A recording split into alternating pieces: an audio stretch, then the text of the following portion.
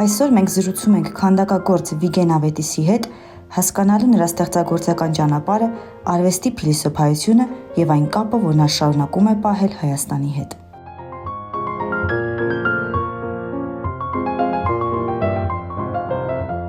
Շնորհակալ ենք մեզ հյուրընկալելու համար։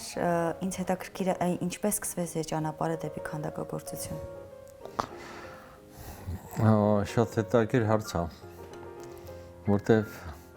քանդակագործությունն եկել դեպի ինձ, ես եմ գնացել դեպի քանդակագործություն։ Ինձ համար ամենակարևոր բանը մարդ լինելն է։ Ինչպիսի մարդ ես, ով ես դու։ Հետո ինչ մասնագիտություն ունես, այդ երկրորդական է։ Ես դրա կողմնակիցն եմ, այսինքն առաջի հերթին ոչ թե մասնագիտությունը, այլ մարդն է։ Սա է իմ սկզբունքը։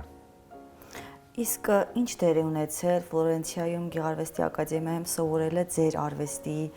Շատ մեծ։ Ես Գեղարվեստի ակադեմիայում դարձա քանդակագործ։ Ես այդտեղ սովորում էի քանդակագործություն Հայաստանում եւ այլն, շատ տեղեր եմ սովորել, բայց քանդակագործ ես դարձա Ֆլորենցիայում, այո, որտեղ այնտեղ դա ոչ թե մասնագիտություն է, այլ խոսք։ Ինչ ես ասում, ով ես դու։ Ես հասկացա, որ ես Ֆլորենցիայում հասկացա, որ ես քանդակագործ եմ։ Քանդակագործությունը դա լուր արվեստն է, այսինքն խոսք, որը որ կերպարների միջոցով է արտահայտվում։ Եվ ես շատ պատրաստված գնացի Ֆլորենցիա, եւ Ֆլորենցիան ինձ բացեց, հենց ասեմ։ Ես ոչ թե գնացի դարձա քանդակագործ, այլ ես քանդակագործ գնացի դարձա արվեստագետ։ Այս է տարբերությունը։ Իսկ ինչով է տարբերվում արվեստագետի կյանքը Հայաստանում եւ Իտալիայում, օրինակ։ Շատ բաներով է տարբերվում։ Ես Հայաստանում չեմ կարողանում ստեղծագործել։ Իտալիայում ստեղծագործում եմ։ Չգիտեմ ինչի հետ է կապված այդ առեղծվածը, երևի հոգեբանական, հոգևոր ազատության հետ։ Հայաստանը դեռ չունի հոգևոր եւ հոգեբանական, տեսնում ենք ինչ է կատարվում Հայաստանում, հոգևոր աշխարհում, իսկ Եվրոպայում շատ ավելի բան է, համակարգված է կյանքը։ Հոգևոր աշխարհը, հոգեբանական աշխարհը, ինձ շատ ավելի հեշտ է ստեղծագործել Իտալիայում, քան Հայաստանում։ Հայաստանում ես պայքարող տեսակ եմ, այստեղ պայքարում եմ հանուն արդարության, հանուն ճշմարտության, իսկ այնտեղ կարիք չկա այդ ամեն ինչի, կա ստեղծագործական մի հատ համալիր, որի մեջ ես ապրում եմ, եւ ինձ օգնում են շատ ուժեր։ Օրինակ Միքելանջելոյի, օրինակ Դոնատելլոյի, օրինակ վերածննդի մեծ վարպետների ուժերը ինձ օգնում են, ես զգում եմ այդ օգնությունը։ Այստեղ ինձ չեն օգնում, այստեղ ինձ խանգարում են։ Ինչպես է ծնվում քանդակ առասարակ, սկզբում գաղափարը, թե նյութը, այսինքն ոնց է, սկիզբն ու վերջը ոնց է։ Գիտեք ինչ, քանդակագործ այն երջանիկ մարդկանցից մեկն է, որը կարողանում է միտքը նյութականացնել։ Շատ քիչ արվեստի ձևեր կան, որ միտքը դառնում է նյութ։ Քանդակագործությունը դա շատ անհատական աշխատանք է։ Դա քանդակագործը միայնակ պայքարում է եւ ինչ որ պատահում այդ ընթացքում իր բացնա կամ իր հանճարն է։ Այսինքն քանդակագործի աշխատանքը շատ ակնհայտ է, այսինքն բոլորը միանգամից կարող են դատել եւ դատապարտել այդ արվեստի գործը, այդ արվեստի այն շատ քիչ օրինակ գիտեք ինչ, գիրք կա, որ օրինակ բանաստեղծությունները կամ գրական գործիչները, եթե գիրք են գրում, մեկը կարդում է, մեկը չի կարդում։ Քանդակագործի գործը բոլորն են տեսնում եւ բոլորն են քննում, քննադատում։ Այսինքն շատ բան ասենց ուղիղ է կապը հանդիսատեսի հետ։ Հա, երաժշտությունը, անգամ երաժշտությունը լինում է ազգային, լինում է կլասիկ, լինում է շատ ձևերի, երաժշտության ձևեր կան։ Հա, իսկ քանդակագործությունը շատ բան է, վիրավորվող է, ասենց ասեմ։ Այսինքն ամեն մարդ կարող է գա ասի, «Էս ինչ եք դրել այստեղ», չէ՞։ Հա, ու ճիշտ կանի, որովհետև քանդակագործությունը դա ոչ միայն ստեղծագործություն է, ոնց որ նկարիչների մոտ, դա նկարում են, դրվում է տարբեր թանգարաններում կամ մասնավոր հավաքածուներում, իսկ քանդակը դա պետք է մաս կազմի նաև մոնումենտալ քանդակագործության մասին եմ խոսում, որ պետք է մաս կազմի քաղաքային պեյզաժի, հոգևոր արժեքների, այսինքն շատ խոցելի է քանդակագործությունը, շատ խոցելի է, քան ասենք արվեստի մյուս գործերը։ Ու կարելի է նաև ձեր քանդակներում նկատել մարդու եւ հոգևոր թեմաները հատկապես։ Ինչու են դրանք կարևոր ձեզ համար։ Բայց գիտեք, քանդակագործը կարող է քանդակել ամեն ինչ, ինչ որ մտքով անցնում է։ Բայց ինձ մոտ կան սկզբունքներ։ Ես հոգևոր արժեքներ բարձրաձայնելու եւ մեծարելու իմաստ եմ դնում դրա մեջ։ Ոչ միայն, գիտեք, ինչ որ դուր է գալիս ինձ, ես անում եմ, չէ։ Այդ քիչ է։ Ես անում եմ այն, ինչ որ պետք է այս ժամանակին նաև։ Հա, ես չափերս չեմ անցնում, ես շատ լավ գիտեմ իմ չափերը եւ իմ արվեստի մեջ ես ձգտում եմ բարոյականությանը։ Իմ համար շատ կարևոր է բարոյականությունը։ Հա, ես կարող եմ քանդակել ամեն ինչ, բայց շեշտը ինձ մոտ դրված է ոնց որ նոր կտակարանում, ինձ մոտ շեշտը դրված է բարոյականության վրա։ Այսինքն ես պետք է բարոյականություն քարոզեմ, որտեղ ես հասկանում եմ, գիտեք ինչ, միգուցե ես մի քանդակ անեմ, որը շատ թանկ վաճառվի այսօր։ Հա, բայց ես վաղը պետք պատասխան տամ այդ գործի համար։ Այսինքն, թե ինչ բարոյական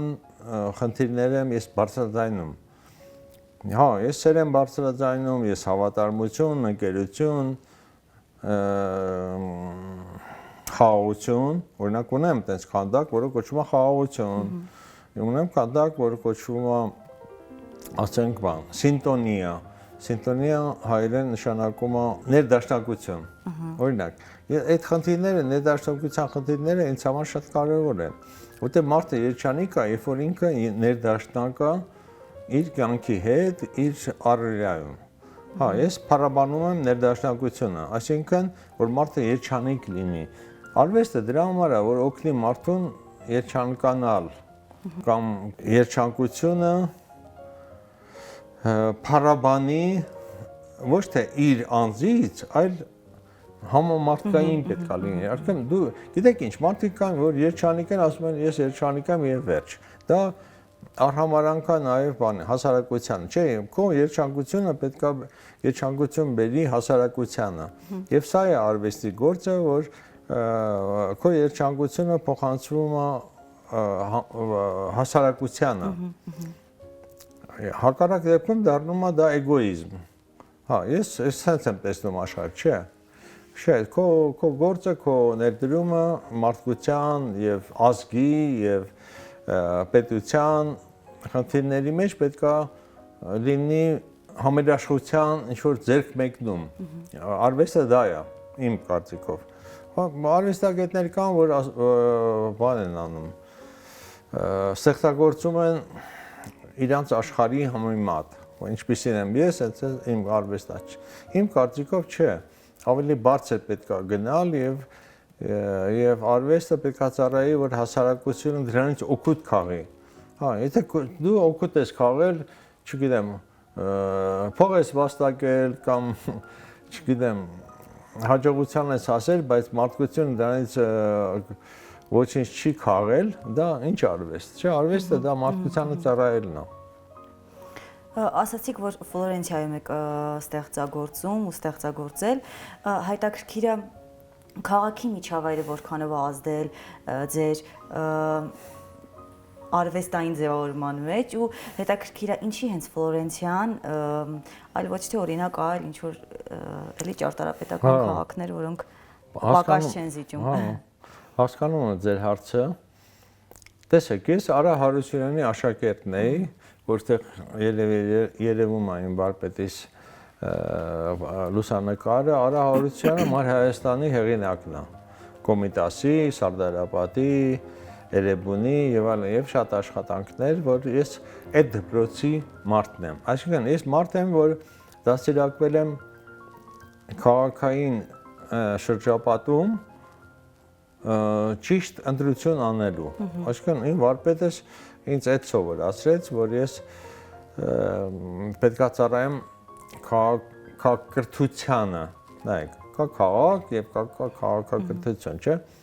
Քաղաքակրթությունը դա շատ մեծ գաղափար է, ամենամեծ գաղափարն է, մարդկության ամենամեծ գաղափարը քաղաքակիրթ լինելն է։ Շատերը կան, խելացի են, չգիտեմ ինչ են, բայց քաղաքակրթությունը դա ամենաբարձր գաղափարն է, մարդ լինելու, քաղաքակիրթ։ Պետք է դրա վրա շատ մեծ ուշադրություն դարձնել։ Կիրթ քաղաքացի, ասենց ասեմ։ Կամ քաղաքակիրթ։ Երկուսը նույն բանն է, նույն խոսքն է, նույն մոտեցումն է, բայց այդ դրա ներկայությունը կենսական է, ասենց ասեմ, մարդու համար։ Հիմա արվեստագետը կենսականություն պիտի բերի, այսինքն ապրելու ցանկություն։ Ես իհարկե ունեցա Հայաստանից այդ ուղերձը, իմ վարպետից, ես ստացա քաղաք եւ քաղաքացի հարաբերությունը, բայց Ֆլորենցիան ինձ համար ավելի շատացրեց այդ դրա նշանակությունը քաղաքացի լինելու եւ քաղաքակրթվելու։ Գիտեք, Ֆլորենցիան քաղաքակրթության կենտրոնն է։ Հիմա ուզում ենք, չենք ուզում, չգիտեմ, շատ քաղաքներ կարող է դրան ձգտում են, բայց ես իմ կարծիքով Ֆլորենցիան քաղաքակրթության կենտրոնն է։ Եվ Ֆլորենցիա քաղաքը հատուկ ստեղծվել է որպես իդեալական քաղաք։ Իդեալական քաղաք, գիտեք ինչ է նշանակում։ Նշանակում է մի հատ տարածք, որտեղ քաղաքացիները իրենց լավ են զգում, իրենց ստեղծագործ են զգում։ Օրինակ ես զգում եմ Ֆլորենցիան ունի այտենց օդ ունի, այտենց էներգիա ունի, որ ստիպում է քեզ ստեղծագործելու։ Որովհետև այդ քաղաքը օրինակ չունի բարձրահարկ շենքեր չունեն։ Չկա։ Բարձրահարկ շենք չկա, ասենք մարդկանց քանակը սահմանափակ է, ամեն ինչը ճիշտ է։ Այսինքն մի քաղաք է, որը որ ստեղծվել է, որպեսզի մարդը իրան ստեղծագործ գա։ Իսկ ստեղծագործ մարդը գիտեք ով է։ Աստծո հետնորդն է։ Աստված մեզ ստեղծել է, որպեսզի մենք ստեղծագործենք։ Աստված մեզ չի ստեղծել, որպեսզի ու բան անենք, ուտենք եւ չգիտեմ, երեխա ունենանք, այսինքն կենթանական սկզբունքը մեկն է, հոգեվոր սկզբունքը մյուսն է։ Դրա համար քաղաքը եւ քաղաքացի լինելը նշանակում է հոգեվոր արժեքներ կրող եւ բարձրացնող։ Եվ Ֆլորենցիան հատուկ այդ քաղաքն է, որը որ ստեղծվել է, որպեսզի հոգեվոր արժեքները մեծարվեն։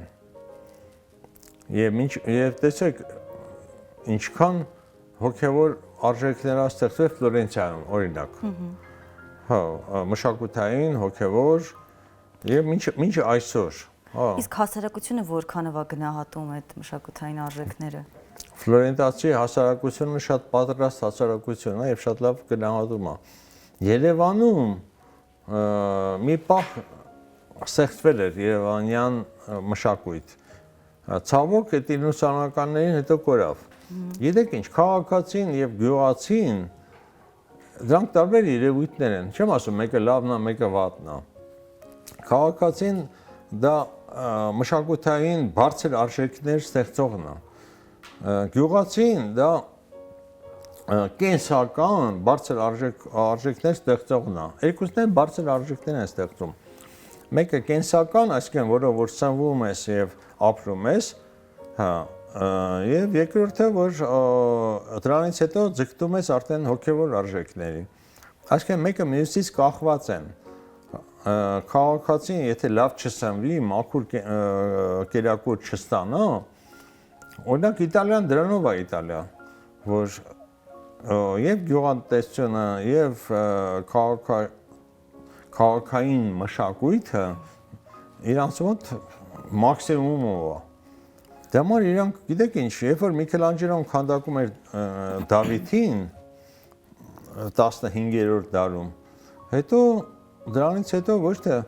շարունակեցին Դավիթ քանդակել, իրանք քանդակեցին, ասենք Ֆերարի, մեքենան։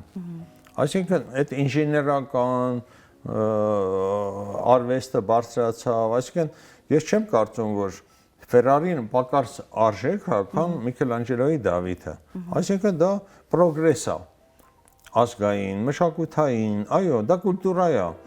Այսօր աշխարհում ամենագեղեցիկ եւ ամենաարագընթաց մեքենաները էլի իտալացիներն են ստեղծում։ Ինչի՞ց է, որովհետեւ իրանք ունեցել են Միքելանջելո, իրանք ունեցել են Դոնատելլո, Դանտե, Վերոկյո, չգիտեմ, Դոնատելլո, այսա շարժն է, բանի, զարգացում։ Ինչ ուզում ես արա, զարգացի։ Հասկանում եք, իմ համար, ինձ համար եւ ընդհանրապես աշխարհի համար եւ Աստծո համար կարեւոր է, որ աշխարհը առաջընթաց ապրի։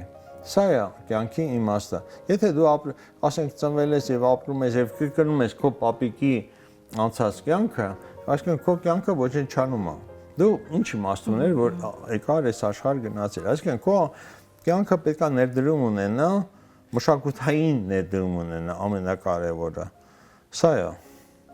Իսկ ինչպես եք պահպանում Հայաստանի հետ կապը մշակութային կյանքում։ Հայաստանում իհարկե ես փորձում եմ իմ ներկայությունը լինի անընդհատ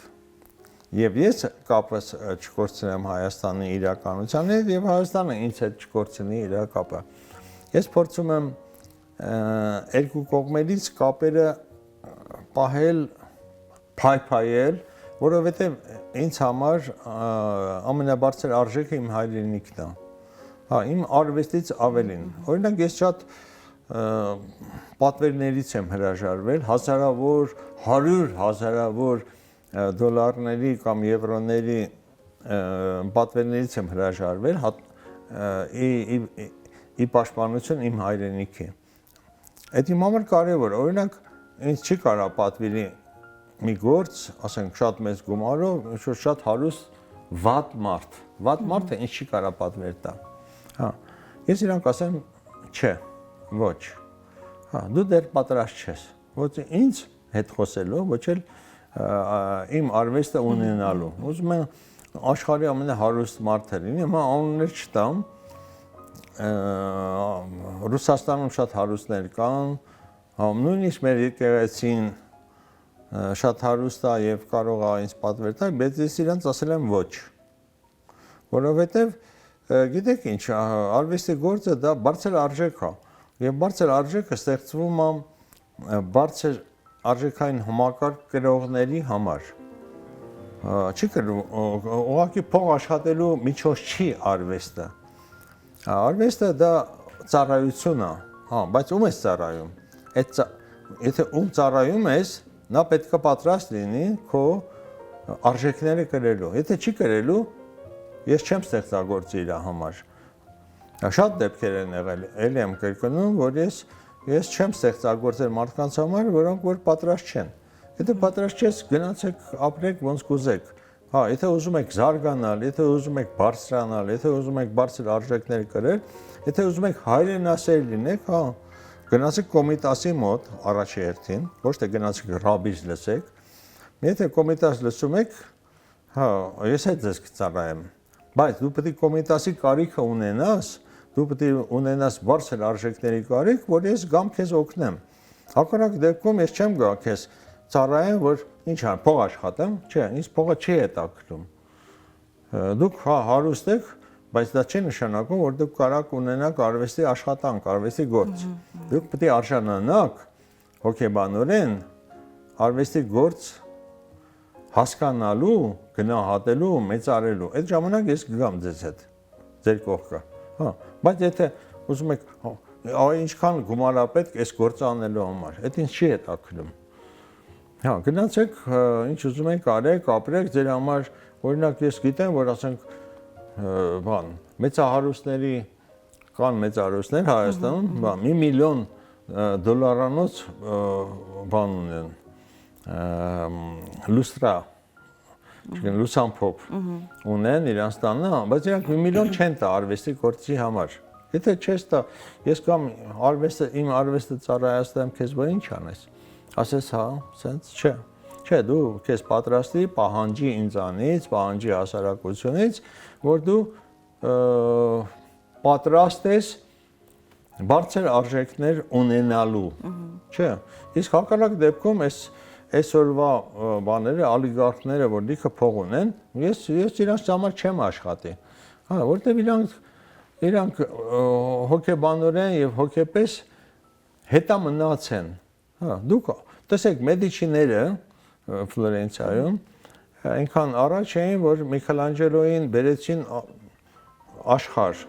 ծնեցին, Ռաֆայելին, Լեոնարդոին, այսինքն վերածնունդը ինչի համար ծնվեց, ոնց ծնվեց, որովհետեւ հասարակությունը այնքան կարիք ուներ հանճարի։ Այսօրվա հասարակությունը մանավանդ Հայաստանում հանճարի կարիք չունի։ Իրանք կարիք ունեն, ասենք, միջին կարգի երաժշտության, ինչը միջին չէ, միջինից ցածր։ Հետ կարիք ունեն միջին կարգի նկարչության եւ արվեստի տարբեր ձևերի, որտեղ իրանք չգիտեն դա ինչ է։ Բայց հետաքրքիր է, որ մեր հասարակությունը Հայաստանում հնարավոր է չգնահատի մշակութային արժեքները, բայց գնա դուրս ու հիանա օրինակ Տրևի շատրվանով կամ, չգիտեմ, այլ պատմաճարտարապետական ինչ-որ հուշարձաններով։ Ինչո՞վ է դա պայմանավորված ձեզ։ Գիտեք ինչ, մենք պետք է հասկանանք Հայաստանը ինչ որ ունեցել պատմական Հայաստանը ոչ մի կապ չունի ներկա Հայաստանի հետ, ցավոք։ Լսի, իտալացիները դրանով են երջանիկ,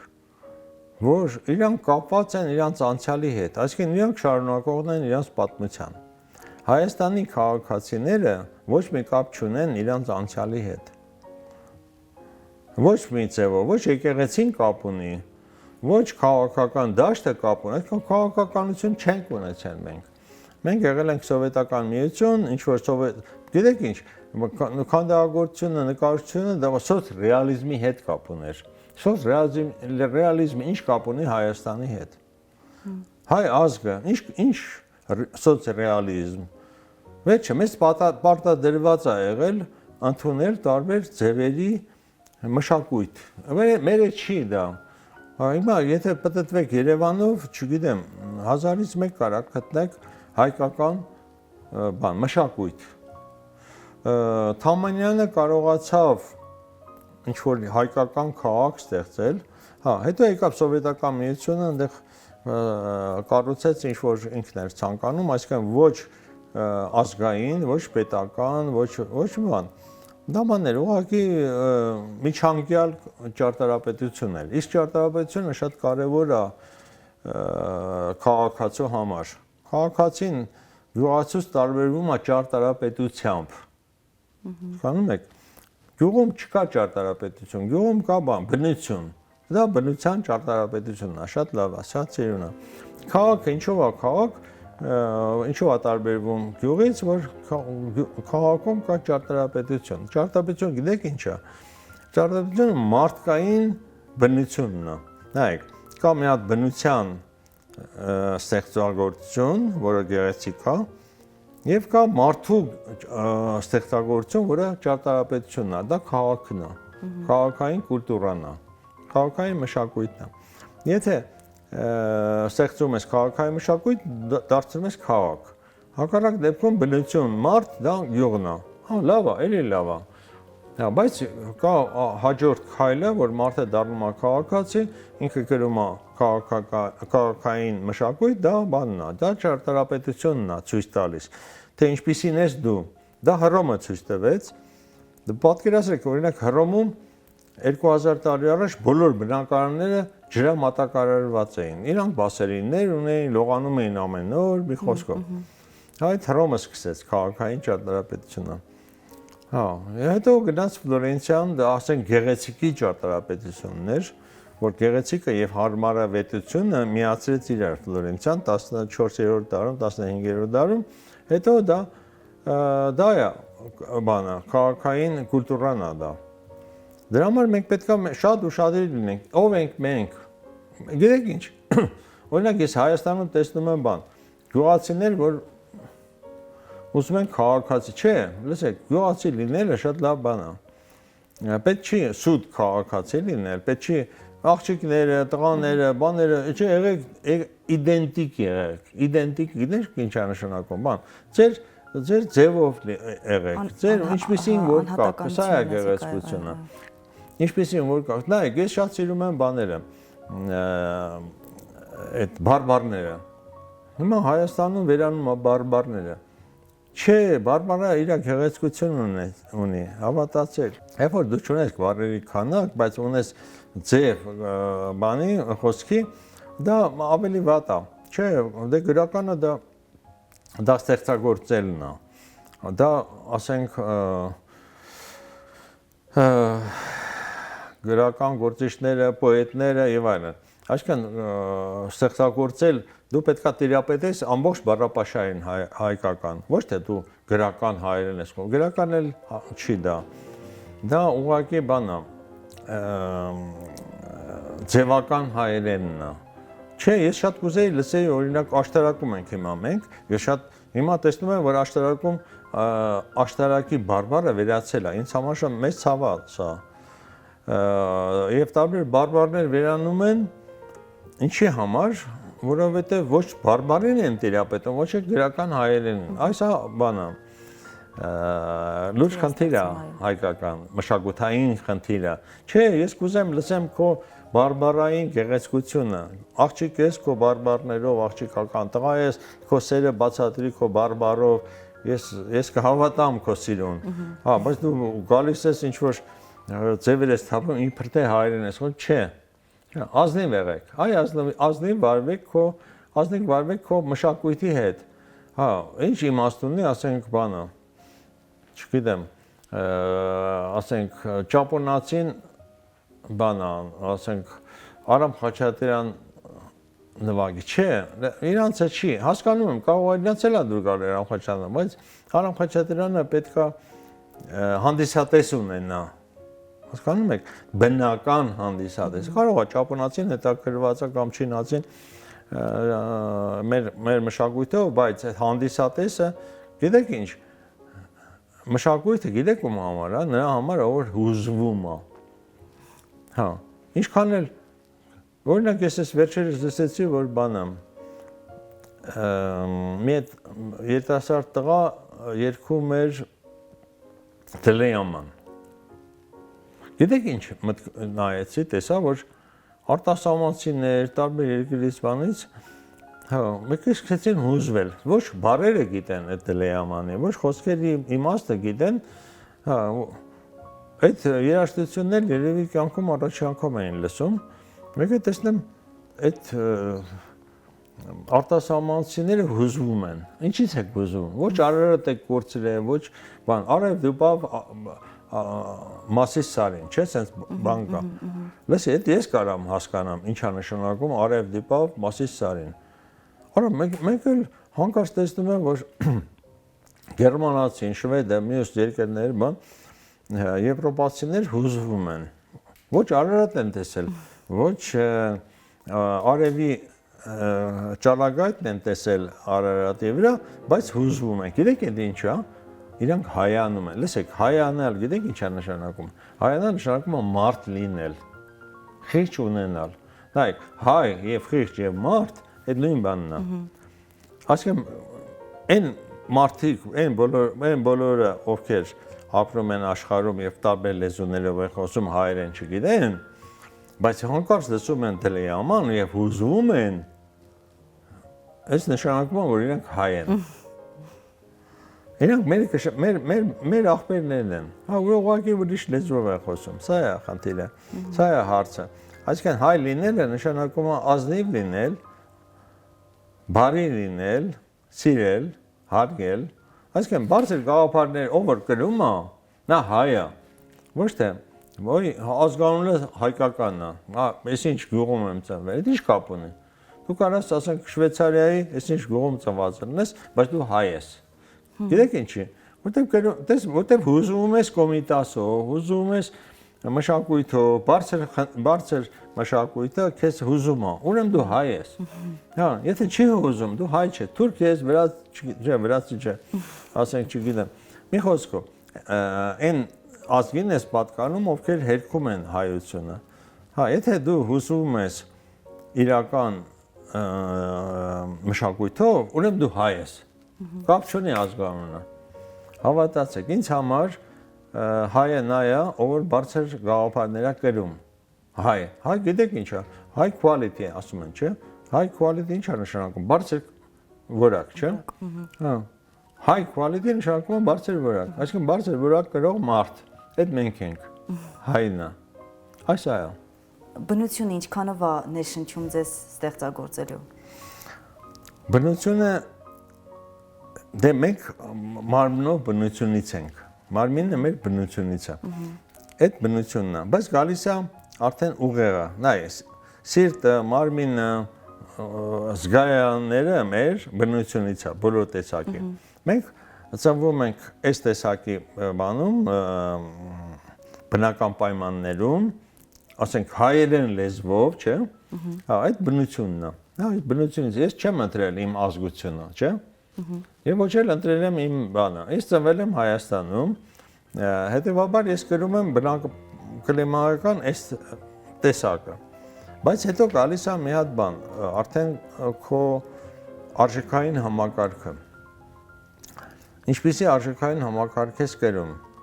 Այդ արդեն քո ընտրությունն է։ Հետո անցնում ես արդեն երկրորդ փուլին, երրորդ փուլին, չորրորդ փուլին, մինչև բան, աստվածային ճշմարտությունը, աստվածային փուլերը, այս պետք է հասկանալ։ Լսեք, ազգությունը դա քո բնական ուժերն են, ասենց ասեմ։ Բնության ուժերն են, ազգություն ինձ համար։ Հա, ես ստացել եմ իմ ազգության բնական ուժերը, բայց հետո գալիս է արդեն ավելի բարձր, ավելի լուրջ խնդիրներ։ Դրանով կարաս ապրես ամբողջ կյանքում, հա, լավ ապրես, քեզ հարգեն, սիրեն, բան, այս ինչի տղան էր, այս ինչի աղջիկ, բանն էր, մաման սա էր, պապան նա էր, մեր ազգի սենց բան։ Բայց հետո գալիս է ավելի լուրջ խնդիրներ, որին պետք է դիմակայել, որը համամարտկային խնդիրներն են։ Այսինքն դու ոչ միայն պատկանում ես քո ընտանիքին եւ քո ազգին, դու պատկանում ես արդեն մարդկությանը, որից հետո արդեն ամբողջ տիեզերական իրականությանը,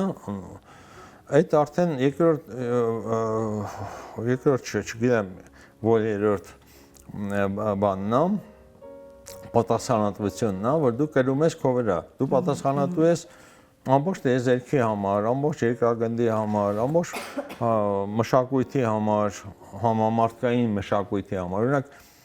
Բեթհովենը ձեր կարծի, հա, ինքը գերմանացի էր,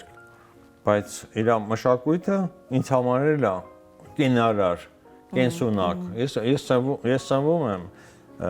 Բախով, Բեթհովենով, ոնց որ ասենք նաև բան, ասենք կոմիտասով, չէ՞։ Սենց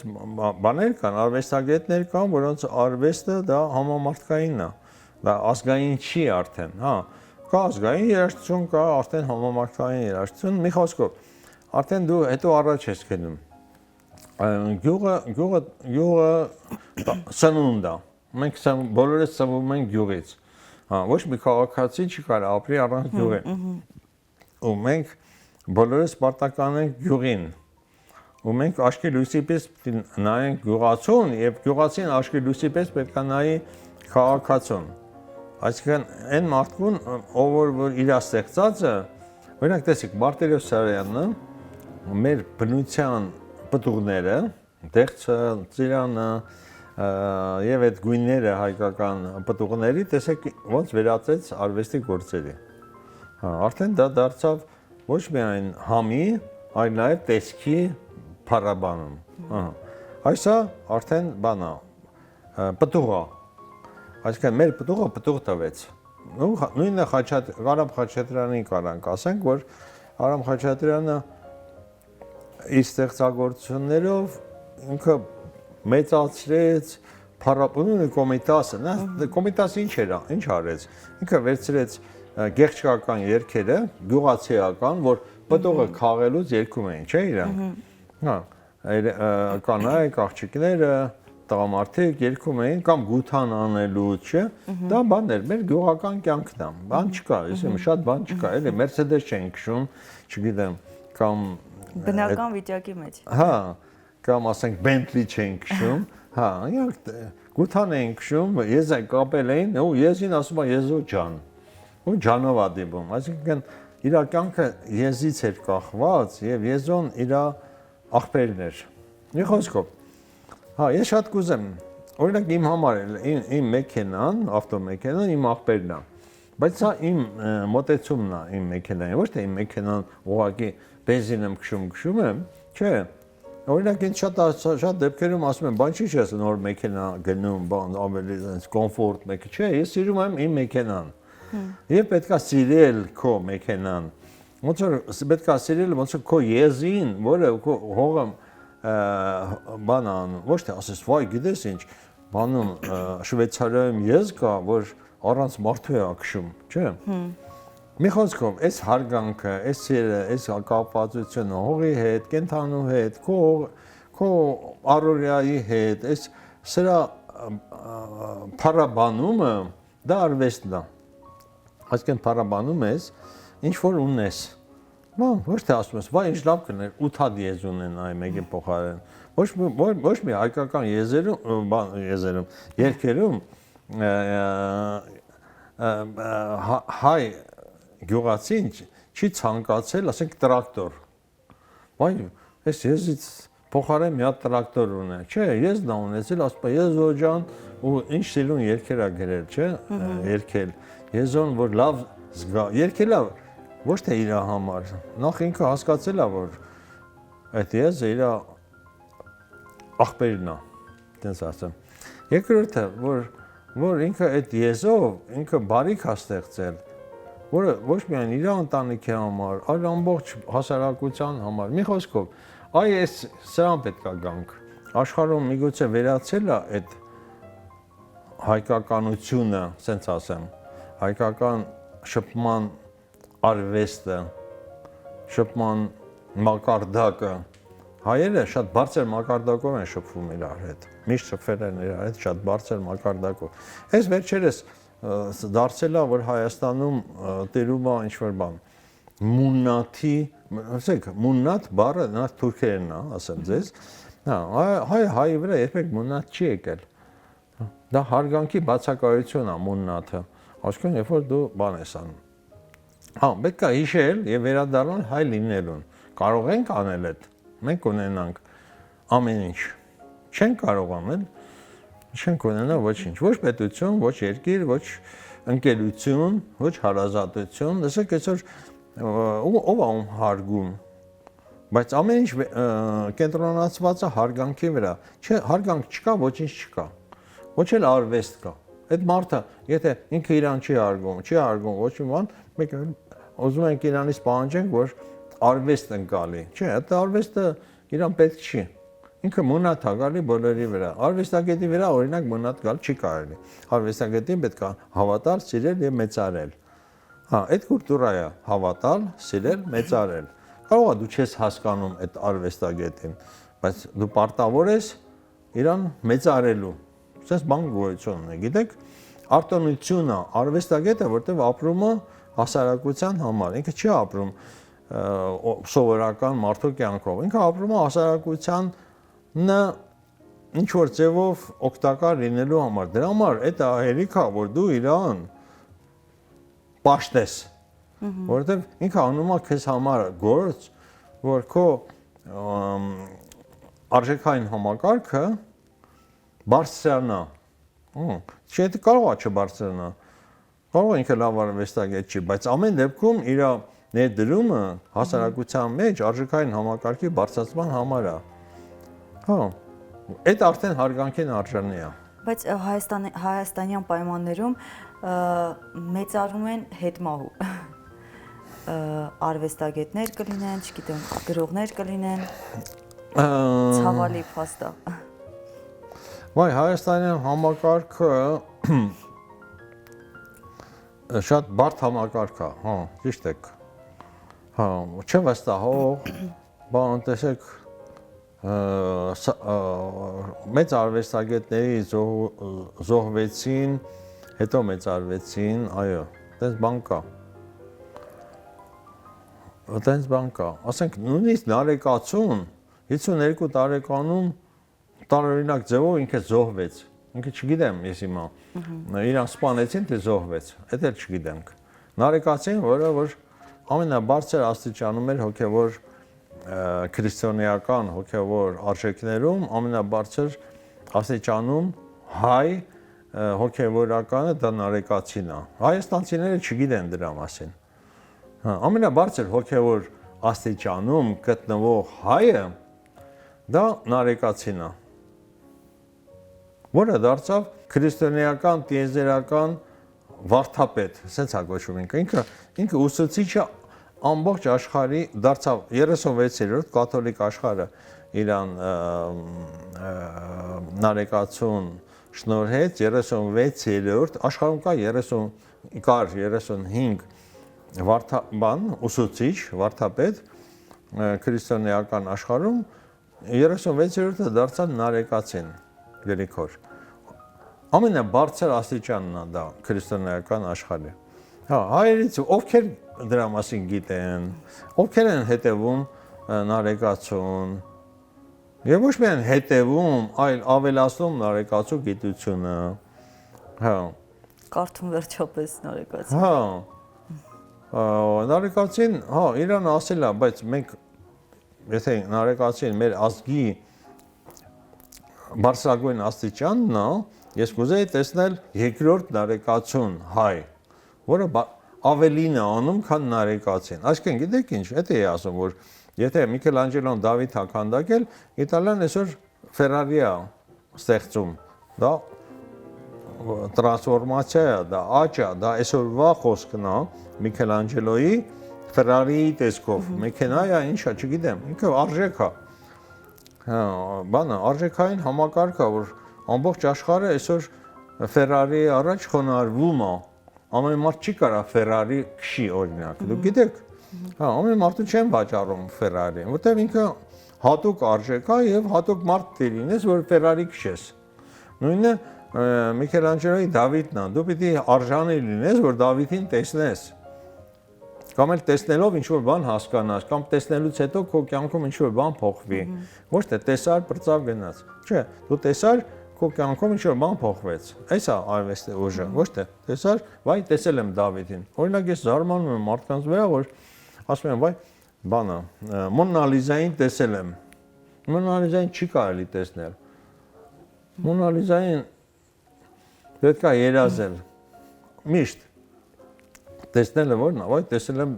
Միքելանջելոյի Դավիթը, չէ, դու չես տեսել, եթե տեսել ես, ուրեմն բան չես հասկացել տեսնելուց։ Չի կարելի, արժեքներ կան, որի մասին չի կարող ասել, վայ ես գիտեմ, ոչ ման չգիտես։ Դու մոտեցել ես։ Դու մասնակցել ես, բայց դու չգիտես։ Հա, չէ, դու ով ես որ դա աստվածային բաներ են արդեն աստիճաններ են դու չես կարող ասել, վայ ես Աստված եմ, վայ ես Աստծուն տեսել եմ, դու չես կարող դες բան ասել, չէ, Աստծուն չես կարող տեսնես։ Աստծուն տեսած լիներ, այսօր տեղ չէր լինի։ Դու այնտեղ կներ, որտեղ Աստծուն ով որ տեսնում է, հետ չի գալիս։ Որտեղ դա բարձրացակ արժեքներ են։ Արվեստը կարող է փոխել հասարակությունը։ Վայ իհարկե։ Արվեստի իմաստը հասարակությունը ոչ թե փոխելն է, հասարակությանը առաջնորդելը։ Այն հասարակությունը, որը չի առաջնորդվում Աստծով, ինքը հասարակություն չի, ինքը ամբոխ է։ Այդ երկու տարբեր բաներ են։ Հասարակությունը դա մշակույթ կրողներն են։ Ամբոխը դա արժեքներ հերքողներն են։ Տեսեք, ովքեր են դուրս գալիս բաների, ինչ որ հակառակվում բաներին, մի խոսքով, ամբոխը արժեքազուրկ մասսան է մարդկության։ Իսկ հասարակությունը այնա, որ ձգտում է արժեքներին։ Տեսեք, հասարակությունը ինչ է ուզում, ազատություն։ Տես որ հեղափոխությունը ինչ է նշանակում։ Հեղափոխությունը, երբ որ հասարակությունը էլ չի դիմանում ճնշումներին։ Իսկ բանը քաղաքական գործիչները ճնշում են որպես ամբոխ։ Հա, իսկ ամբոխը ասում է, չէ, ես հասարակություն եմ։ Ինձ հետ հաշվի նստեք եւ քաղաքական գործիչները իրավունք չունեն ճնշման միջոցով մեր արժեքային համակարգերը իջացնելու։ Բոլոր քաղաքական բաները, ուժերը ուզում են իջացնեն հասարակության արժեքային համակարգը, բայց այնքան ժամանակ, մինչև հասարակությունը արդեն դուրս է գալիս դեմ քաղաքական գործիչների, քաղաքականության եւ բարձրացնում է հասարակական պահանջները, նայեք, աշխատանքի հարգանք, ես աշխատում, ես ստրուկը չեմ, չէ՞, ու բարձր գաղափարներ են ձգտում, ասենք 8 ժամ պետք է աշխատեն, ոչ թե 15 ժամ, մի խոսքով, դրանք հասարակության պահանջներն են թագավորներից, հետո քաղաքական գործիչներից, չէ, այսինքն հասարակությունը ձգտում է ազատության։ Դա ազատության եւ անկախության ձգտում է հասարակության կողմից։ Եվ ճնշում է գործադրում ղեկավարությանը։ Հիմա թագավորներ են ժամանակ, հիմա, չգիտեմ, ազգային ժողովն է, վարչապետն է, պրեզիդենտն է, չէ։ Հասարակությունը ձգտում է անկախության, ազատության եւ իր իրավունքների հարգանքին։ Այդ է հասարակությունը։ Այսինքն, դες ասում են, մեզ մոտ հասարակություն չի ձևավորվում։ Հասարակություն ձևավորվում է, երբ որ հասարակությունը արժեքների է ձգտում, հա։ Եթե չի ձգտում, տեսեք, հայ հասարակությունը ռաբիս երաժշտություն է լսում։ Ինձ համար ռաբիս երաժշտություն լսելը դա արժեքային համակարգի հերքում է։ Իսկ որն է արվեստագետի պատասխանատվությունը հասարակության հանդեպ։ Աշխարհի ամենամեծ պատասխանատվությունը կրում է արվեստագետը։ Որովհետև նրան է տրված ամեն ինչը։ Խիղճը, գեղեցիկ, նախ առաջի հերթին, գեղեցիկի զգացողությունը։ Մարդ լինելու առաջին նախապայմանը գեղեցիկն է։ Ինչով է տարբերվում կենդանուց։ Ինչով է տարբերվում, չգիտեմ, ճիճուներից։ Գեղեցիկի գաղափարով։ Եթե դու գեղեցիկի գաղափար կրող ես, դու մարդ ես։ Նայեք, գեղեցիկը դա Աստվածն է, ես դες ասեմ, բացեի բաց։ Ոչ ոք չի ասում սրա մասին։ Գեղեցիկ դա նշանակում է Աստված։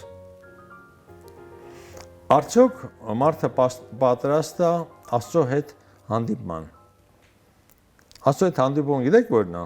Գեղեցիկի հետ հանդիպումն է։ Մարդը պատրաստ չէ։ Մարդը երբ որ գեղեցիկը տեսնում է մանավանդ մեր այսօրվա մարդը, ուզում է ունենալ իրան, օգտագործել, իրանով անել, իրանն է, այս գեղեցիկը իմն է։ Չէ, գեղեցիկը ոչ մեկինն է։ Գեղեցիկը աստվածային է։ Կարաս հասկանաս դա։ Գեղեցիկը աստվածային է։ Գեղեցիկը նախ համաչափություն է։ Համաչափությունը դա բացարձակ երևույթն է։ Դու բացարձակ արժեքը դա համաչափությունն է։ Երկրաչափություն, համաչափություն։ Մարդը պատրաստ չի համաչափություն եւ գեղեցկություն տեսնել եւ չսեփականացնելու։ Գեղեցիկը չի կարա սեփականանալ, գեղեցիկը ազատությունն է։ Գեղեցիկը պետքա ծաղկի։ Գեղեցիկին պետքա ծառայել։ Նա գեղեցիկի առաջ պետքա խոնարհվել։ Կարող ես խոնարհվել գեղեցիկի առաջ։ Ուրեմն դու մարդ ես։ Չես կարող խոնարհվել գեղեցիկի առաջ, դու անասուն ես։ Անասուն կամ ասուն, չէ՞, ասունը դա խոսքով ով որ խոսքին տերապետում է, անասունը ով որ խոսքին չի տերապետում։ Խոսքը տրված է մարդուն։ Ինչի է տրված, որպեսզի այդ խոսքով մեծարի գեղեցիկը։ Կյանքի իմաստը, Գեղեցիկը մեծարելն է։ Եթե դու կարողանում ես գեղեցիկը մեծարել, դու մարդ ես։ Չես կարողանում, դու չգիտեմ ով ես։ Դեռ հələ սպասի մինչև մարդ դառնալ, ասենց ասում։ Իսկ ինչ խորհուրդ կտաք երիտասարդ հայ արվեստագետներին։ Ես ոչ մի խորհուրդ չէի տա հայ արվեստագետներին։ Գիտեք ինչ, խորհուրդը շատ վատ բան է։ Խորհուրդը նշանակում է ուղղորդել։ Ես չեմ ուզում ուղղորդել ոչ մեկին, ամեն մարդ պետք է իր հոգևոր արժեքները բարձրացնի։ Երբ որ կբարձրանա, ինքը իրանք կստեղծագործեն։ Եվ արժեքներ կստեղծեն։ Ես չեմ ուզում իրանց ոչ մեկին, ես շատ եմ դասավանդել եմ, ես աշխատել եմ միշտ պահեմ իմ անձնական հոգևոր արժեքները չթելադրեմ, ասենց ասեմ։ Այդ սովետական ժամանակներում բաներ, ասենց թելադրում էին, էլի, բայ դու սենց պիտի անես, ուրեմն լավ կանես, չէ։ Տենց չէ, սովետապրծել է եւ մարդիկ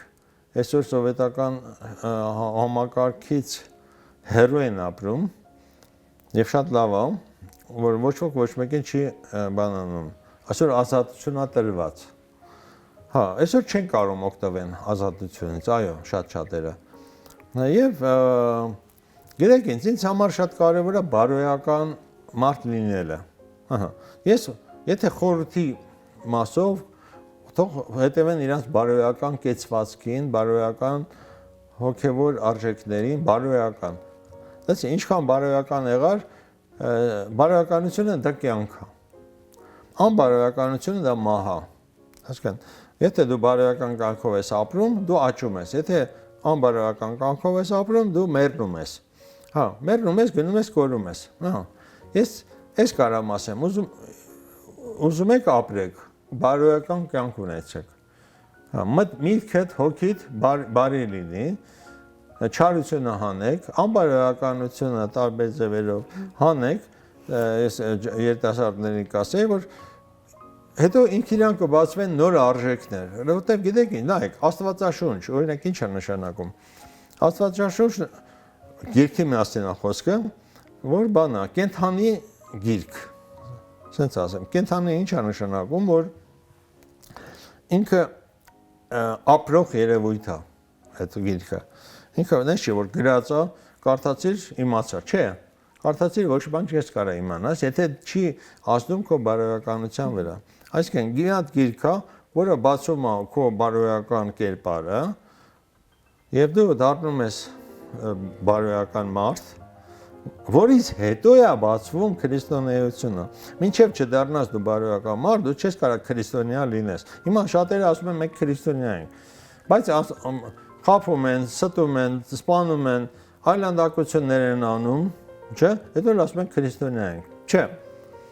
Քրիստոնեությունը դա բարոյականության հիմունքներ են։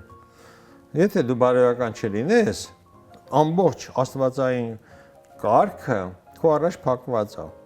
Դու կբացվեն այդ աստվածային կարգը այն ժամանակ, երբ որ դու կդառնաս բարոյական մարդ։ Հիմա դառ բարոյական մարդ, հետո քո առաջ կբացվեն Աստծո հանճարները։ Իսկ Աստծո հանճարները դա ասպար են։ Դու կարող ես դառնաս Աստված, ասենց ասեմ։ Քրիստոնեությունը հենց դա է, որը գալիս է քեզ տալու հնարավորություն աստվածանալու։ Մինչև Հիսուս Քրիստոսը հնարավոր չէր աստվածանալ։ Հիսուս Քրիստոսը եկավ ասեց դուք կարող եք դառնալ Աստծո որդիներ։ Հա, այսօր մենք ունենք Աստծո որդիներ, իսկ որն է ճանապարհը բարոյականությունը։ Ու այսօր պատերազմները ինչի համար է, որովհետև Աստծո իմաստը չհասկացավ մարդը, քրիստոնեության իմաստը, եւ այդ ազգը, որը որ խաչեց, սպանեց Հիսուս Քրիստոսին, այսօր շարունակում է պատերազմ անել։ Կներեք, այսօր այդ հարցը մի քիչ սուրադրված, որովհետև պատերազմներ է գնում, բայց հարցը դրա մեջ է, որ Աստծո որդին, որ եկավ խաղաղություն բերեր, իրան սպանեցին, խաչեցին եւ չընդունեցին։ Մի խոսքով, ամբողջ հարցը բարոյականության մեջ է։ Դու դառ բարոյական անձ, հետո կդառնաս քրիստոնյա։ Չես կարող դառնաս քրիստոնյա, հետո բարոյական անձ։ Չէ, քրիստոնեությունը սկսվում է բարոյականությունից։ Հա,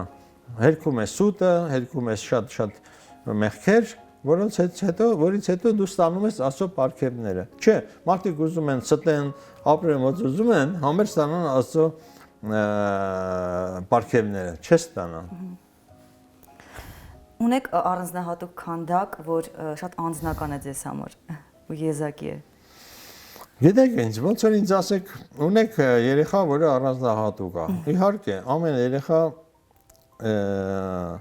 այդ սուտ է, որ ասում են, վայ, իմ երեխեքին բոլորին նույն ձևի եմ սիրում։ Չէ, այդ ծնողները անգամ իրանց երեխեքին, ամեն երեխեքին ունեն իրանց առանձնահատուկ սերը։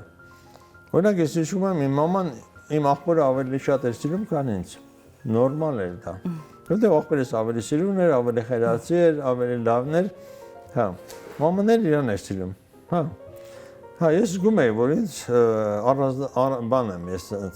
անճորնի ճուտիկն եմ։ Տես բան լինում է, դա նորմալ է։ Հա։ Հետո գալիս է ժամանակը, երբ որ մաման բարձում է, որ դա տենց չէր, մենակ տեսքով չէր, մենակ պահվածքով չէր, ասենք աղբերս ինձանից շատ ավելի լավ էր սովորում դպրոցում, հետևաբար ինքը ավելի բան էր, խելացի էր, ավելի բան էր։ Հա, նույնը բանը իմ արվեստի գործերի մեջ են։ Հա, արվեստի գործերը դրանք կենդանի գործեր են։ Եվ ամեն մեկը ունի իր ճանապարհը։ Եվ ես ստեղծում եմ արժեքներ, որոնք որ պետք է կան այս հատվածին, այն հատվածին, գիտեք ինչ, արվեստի գործը երբ որ ստեղծում ես, վերջացնում ես, ինքը քոնը չի էլ։ Այսինքն դու չես, որ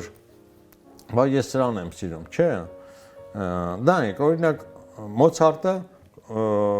շատ գործեր գրեց, չէ, կամ Բեթհովենը կամ որն էր օրինակ բան է։ Բախի ամենասիրած գործը, չէ։ Ես կարամ ասեմ, իմ ամենասիրած Բախի գործը սա է։ Այսինքն Բախը գրեց, արեց, ստեղծագործեց, չէ, թողեց մեզ։ Ու մենք ամեն մեկս կապվում ենք արվեստի ստեղծագործության, տեսեք, օրինակ Լեոնարդո դա Վինչին այդքան նկարներ նկարեց, բարձրվեց ամենասիրելի գործը Մոնա Լիզան է, մարդկության կողմից։ Այն էլ ասեմ, Մոնա Լիզան հայ էր, իր մաման էր, որին ինքը չի տեսել, Լեոնարդո դա Վինչին, ու ինքը նկարեց իր մամայի պատկերացմամբ իր մամային, եւ ինքը երբեք չի վաճառել այդ գործը, միշտ բայել է իր մոտ, չնայած ասում են բանն է, Ջոկոնդան է, այսինքն, բայց ոչ մի Ջոկոնդա էլ չէր, ինքը իր մամային նկարեց, որտեղ ինքը կարոտում էր իր մամային, 5 տարեկանից հետո իր մամային չի տեսել ու ամբողջ կյանքում մամային է փնտրել, ու ես այսօր վստահ եմ իր մաման հայուհի էր Կիլիկիայից, որը որ ծննդաբերել է իրան, ու քանի որ սպասուհին էր այդ ընտանիքում, Լեոնարդոին չթողեց պապան իր շփվի մամայի հետ, որտեղ այն ժամանակ անօրինական ծնունդները չեր ընկալվում եւ իրան տարավ Ֆլորենցիա։ Մի խոսքով, ես այսօր վստահ եմ, որ ինքը մի քանի անգամ է իր մորը նկարել Լեոնարդոն եւ ամենամեծ արժեքը համաշխարհային այսօր աշխարհում դա Մոնա Լիզա Ջոկոնդայի նկարն է, որը դարձավ մարդկության մեծագույն արժեք, բայց ինքը իր մամային նկարեց, իր մամայի ջերմությունն է իրան պետք էր, իր մամայի տեսքն էր իրան պետք, եւ ինքը նկարեց ամբողջ կյանքում իր պահեց իր մեջ։ Մի խոսքով, ամեն բան արվեստի գործ քո ստեղծած դու չգիտես որն ավելի ամենալավը։ Ես ստեղծում եմ, ես հիմա փորձում եմ ինչքան հնարավոր է շատ ստեղծագործեմ։ Էս է իմ խնդիրը։ Թե որը կմնա մարդկության հիշողության մեջ, ես չգիտեմ։ Որն կկարևորի իմ արվեստը, ես չգիտեմ։ Միգուցե դեռ չեմ ստեղծել այդ իմ ամենակարևոր գործը։ Ունեք գործ, որի վրա աշխատում եք հիմա։ Այո, իհարկե։ Հիմա այս վերջերս ավարտեցի Նեֆերտիտի հուշարձան չի, ինքը Նեֆերտիտի իմ պրեզենտացիան,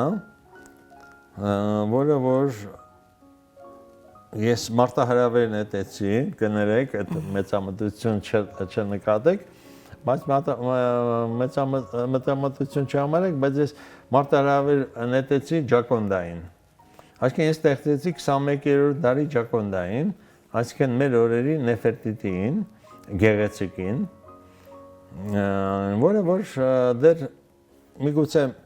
մի քանի 100 տարի հետո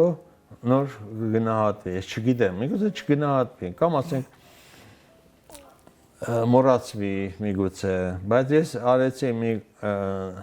կնոջ կերպար եւ անվանեցի Նեֆերտիտի, Նեֆերտիտի նշանակում է գեղեցիկի եկավ։ Այն էլ ասեմ դες, որ Նեֆերտիտին հայուհի է եղել։ Եվ գեղեցիկը միշտ բերել են հայերը։